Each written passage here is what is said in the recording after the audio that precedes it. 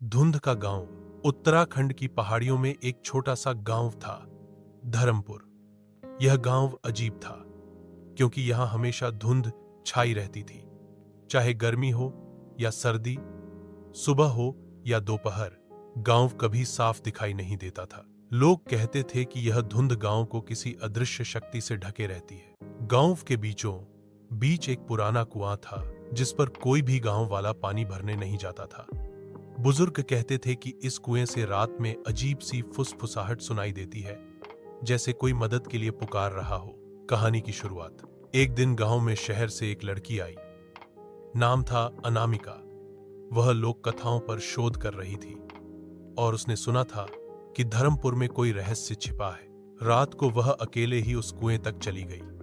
धुंध इतनी घनी थी कि हाथ सामने तक दिखाई नहीं दे रहा था। कुएं के पास पहुंचकर उसने झांका, पानी बहुत गहरा और काला था। तभी अचानक कुएं से धीमी आवाज आई, अनामिका, नीचे मत देखो। वह डर गई, मगर उसकी जिज्ञासा और बढ़ गई। रहस्य का खुलना अगले दिन उसने गांव के बुजुर्ग से पूछा। बुजुर्ग ने कहा, यह कुआं 100 साल पहले सूख गया था, लेकिन तब से हर उस इंसान की आवाज इसमें कैद है जिसने किसी रहस्य को छुपाकर मौत पाई है। अनामिका को समझ आया, यह धुंध, यह आवाजें, सब उस कुएं से जुड़ा है।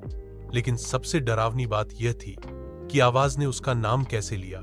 क्या उस कुएं में पहले से ही उसका भविष्य कैद था, या फिर धुंध में छिपी कोई अदृश्य शक्ति उसकी प्रतीक्षा कर रही थी? कहानी यहीं पर रुकती है। बाकी रहस्य अब तुम्हारी कल्पना पर है। क्या अनामिका कुएं के रहस्य को सुलझाएगी, या वही अगली आवाज बन जाएगी